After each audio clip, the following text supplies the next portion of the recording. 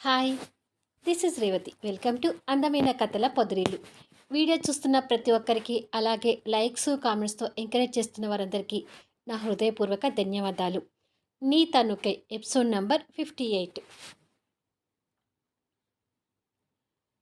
పిలవని పేరంటానికి వస్తున్న కళ్యాణ్కి సూర్య, మోహన్ నవ్వుతూ ఎదురు వెళ్ళి ఆహ్వానిస్తుంటారు. ఏంటి సార్, ఇంకా ఎర్లీగా వస్తారనుకుంటే ఇంత లేటుగా వచ్చారు అని అడుగుతాడు మోహన్. కళ్యాణ్ ఫేక్ స్మెల్తో తల కోక్కుంటూ, పిలవని పేరంటానికి రావడమే ఎక్కువ, ఇంకా లేటుగా వచ్చారని అడుగుతున్నారు అంటే వీళ్ళు నా ఎనిమి నన్ను పెళ్ళికి ఇన్వైట్ చేసిందనుకుంటున్నారన్నమాట అని మనసులో అనుకొని పైకి ఫేక్ స్మైల్ కంటిన్యూ చేస్తూ, అంటే మోహన్, చంద్రిక పెళ్ళికి నన్ను 4 రోజులు ముందుగానే ఇక్కడికి వచ్చి ఉండమని మైథిలి ఒకటే గొడవ చేసింది.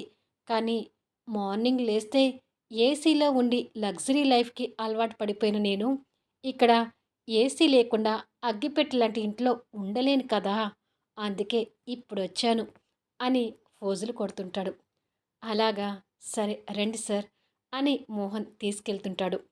ఇంతలో సూర్యని ఎవరో పిలుస్తుంటే, కళ్యాణ్ సార్ని మీరు చూసుకుని మోహన్ గారు అని చెప్పి సూర్య అక్కడి నుంచి వెళ్ళిపోతాడు. కళ్యాణ్ అంతే ఫోజులు కొడుతూ, ముందుగా రాలేదని నా మైతు నా మీద ఎంతగానో అలిగి ఉంటుంది. ఇప్పుడు వెళ్ళి చచ్చినట్టు నా మైతుని బతిమలాడుకోవాలి మోహన్ అంటాడు.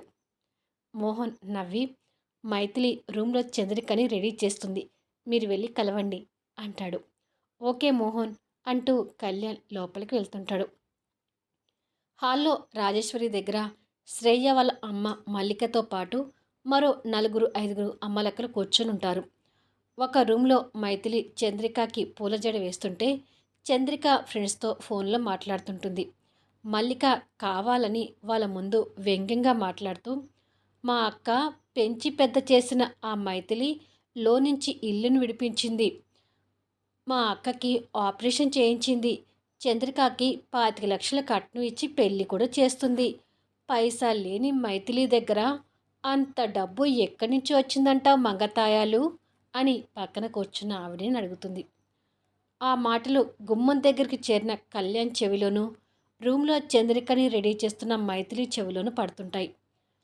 రాజేశ్వరికి చెల్లెలు మల్లిక మాటల్లో వెటకారం అర్థమై, ఆ విషయం మంగతాయిల్ని అడిగితే ఏం తెలుస్తుంది, నన్ను అడిగితే నేను చెప్తాను కదా, డబ్బు కోసం మైథిలి చాలా చోట్ల తిరిగింది, చివరికి నాకు తోడబుట్టిన దాన్ని నీ దగ్గరికి కూడా వచ్చి మైథిలి చేయి చాచింది, కానీ నువ్వు కూడా మైథిలి కష్టాలకు కనుకరించలేకపోయావు.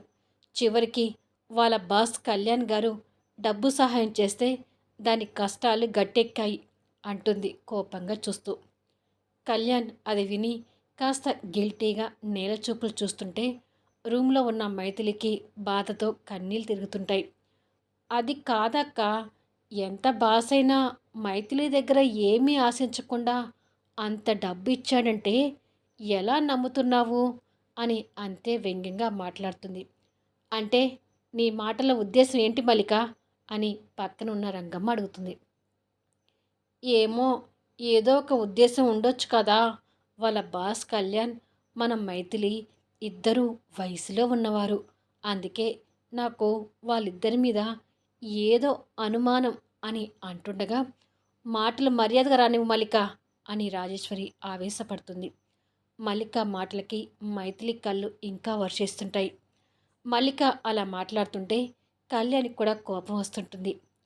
ఇన్నేళ్ళుగా చూస్తున్నావు, మైథిలి ఎలాంటిదో నీకు తెలియదా, లేక నరం లేని నాలుక ఉంది కదా అని నీ ఇష్టం వచ్చినట్టు మాట్లాడుతున్నావా అని ఆవేశంగా చెల్లెలి మీద సీరియస్ అవుతుంది రాజేశ్వరి గారు. రాజేశ్వరి గారు అలా సీరియస్ అయ్యేసరికి మల్లిక కూడా భయపడుతూ, ఒకేసారి అంత డబ్బు తెచ్చిందంటే మైథిలి మీద కాస్త అనుమానపడ్డానక్క, నేనే కాదు ఎవరైనా అలాగే అనుకుంటారు కదా అని నక్కిగా మాట్లాడుతుంటుంది.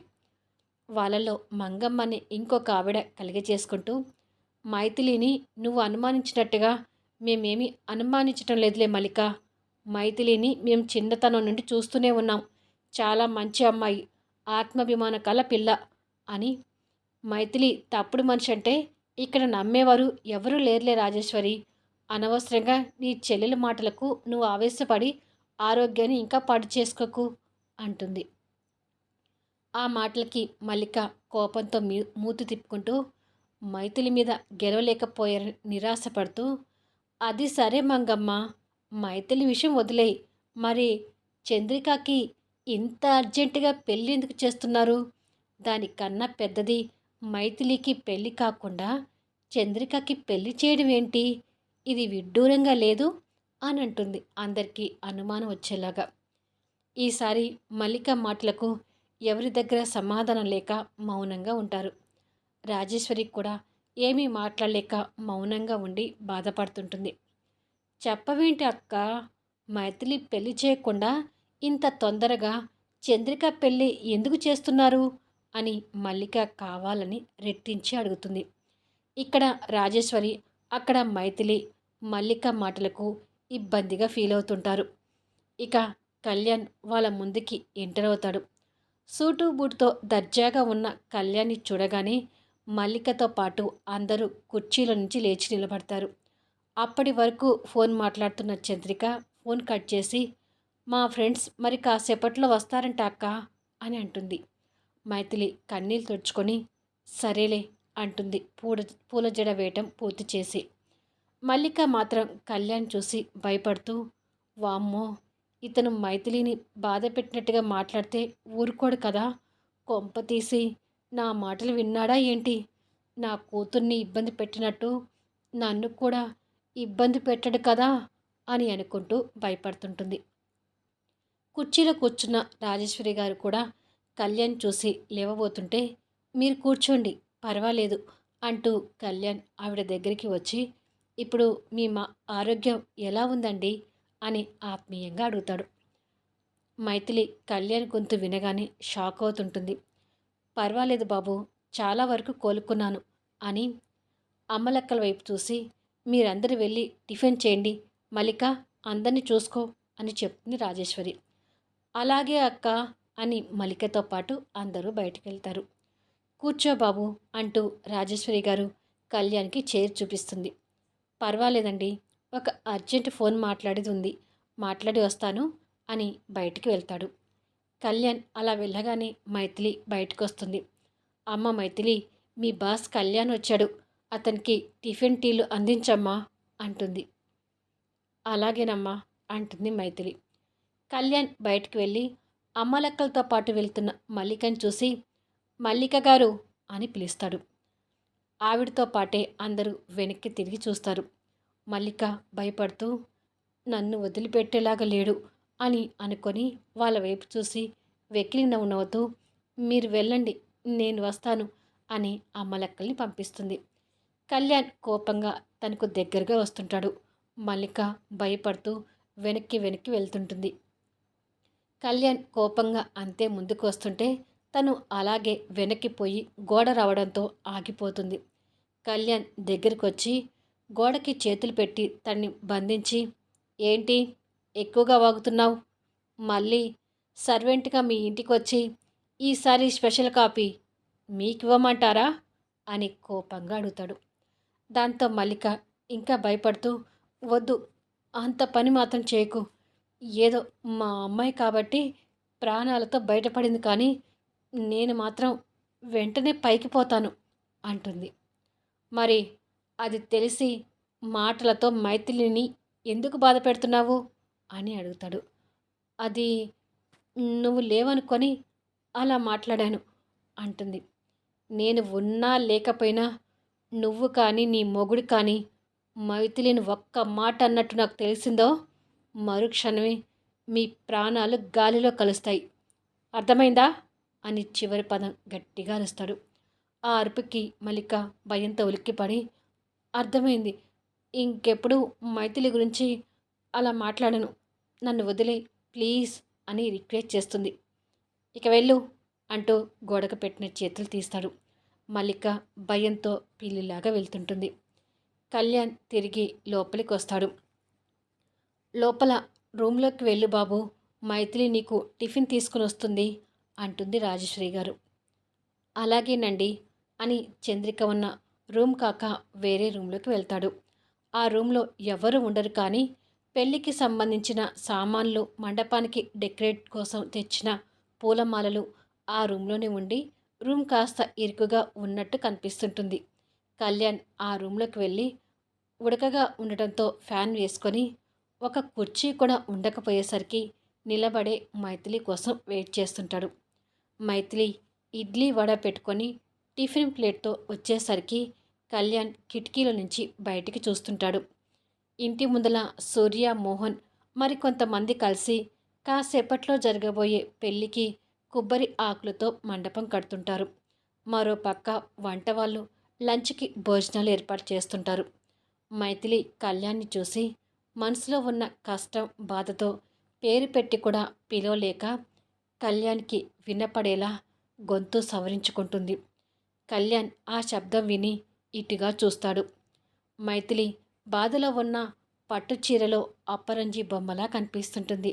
ఇక కళ్యాణ్ అయితే పట్టు చీరలో తనని మైమర్చిపోయి చూస్తూ దగ్గరికి వచ్చి తన 2 భుజాల మీద చేతులు వేసి, బ్యూటిఫుల్, కట్టిన చీర అంత కాస్ట్లీ కాకపోయినా పర్వాలేదు, ఈ చీరలో కూడా అద్భుతంగా ఉన్నావు, కానీ ఈ 10 రోజుల్లో బాగా బక్కచిక్కిపోయావేంటి ఎనిమి అని అడుగుతాడు. Weavers feeling. నీ దెబ్బకి బక్కచిక్కక ఏమవుతుంది నాయనా? నువ్వేమైనా తక్కువ టార్చర్ పెడుతున్నావా? మైథిలి ఏమీ మాట్లాడకుండా మౌనంగా ఉంటుంది. ఓ, అర్థమైంది. నన్ను చూడకుండా అస్సలు ఉండలేవు కదా. సో నన్ను చూసి 10 రోజులు అయ్యేసరికి నా మీద బెంగకతో బక్క చిక్కిపోయావు కదూ అంటాడు నవ్వుతూ. మైథిలి కాస్త కోపంతో చూస్తుంటుంది. మరి నా మీద అంత పిచ్చి ప్రేమని పెంచుకోకుండా ఉండాల్సిందేనిమి అంటూ తన బుగ్గని నొక్కుతాడు. తన ప్రేమను ఎగతాళి చేస్తున్నాడనే బాధ మైథిలి మొహంలో స్పష్టంగా కనిపిస్తుంటుంది. నేను చూడు, ఈ ప్రేమ, దోమ లాంటివి లేకుండా ఎంత ఫ్రీగా ఉన్నాను అంటాడు నవ్వుతూ. కళ్యాణ్ మాటలకి వినటానికి కూడా ఇష్టపడిన మైథిలి వణుకుతున్న చేతులతో చేతిలో ఉన్న టిఫిన్ ప్లేట్ని కళ్యాణ్కి అందిస్తుంటుంది. కళ్యాణ్ ఆ టిఫిన్ వైపు చూస్తూ, పిల్లవని పేరెంటానికి వచ్చినా నాకు కూడా కాస్త సిగ్గు ఉంది ఎనిమి. పిల్లవని పేరెంటానికి పెళ్ళిని చూడటానికి వచ్చాను, కానీ ఇలా టిఫిను, టీ, భోజనాలు చేయటానికి రాలేదు. పచ్చి మంచినీళ్ళు కూడా ఈ ఫంక్షన్లో ముట్టుకోను అని తన చేతిలో ఉన్న టిఫిన్ తీసుకొని పక్కకు పెడతాడు. మైథిలి ఏమీ మాట్లాడకుండా మౌనంగా అక్కడి నుంచి వెళ్ళబోతుంటే తన చెయ్యి పట్టుకొని ఛాతీ మీదకి గుంజుకొని తన నడుం చుట్టూ చేతులు వేసి చుట్టుకుంటాడు. నేను ఇన్ని మాటలు మాట్లాడుతుంటే నువ్వేంటి ఒక్క మాట కూడా మాట్లాడకుండా వెళ్తున్నావు అని అడుగుతాడు. కళ్యాణ్ అలా పట్టుకునేసరికి మైథిలి భయపడుతూ, కళ్యాణ్, ఇది పెళ్ళి ఇల్లు, బంధువులందరూ తిరుగుతున్నారు. నిన్ను నన్ను ఇలా చూస్తే నన్ను ఇంకా తప్పు పట్టి మాట్లాడుతుంటారు. ఆ మాటలకి అమ్మ ఇబ్బంది పడుతుంటుంది. ప్లీజ్ నన్ను వదులు అంటుంది రిక్వెస్ట్గా. కానీ కళ్యాణ్ తను ఇంకా దగ్గరగా హత్తుకుంటూ, నిన్ను ఇలా చూస్తుంటే నాకు అస్సలు వదలాలని లేదేనిమి. నిన్ను ఇలాగే నా గెస్ట్ హౌస్కి తీసుకెళ్ళి నా కోరికలు తీర్చుకోవాలని ఉంది అంటాడు. ఆ తర్వాత ఏం జరుగుతుంది అనేది నెక్స్ట్ వీడియోలో చూద్దాం. ఈ వీడియోపై మీ అభిప్రాయాలు తెలుపుతూ కామెంట్స్ ఇవ్వండి. అలాగే లైక్స్ ఇచ్చి ఎంకరేజ్ చేయండి.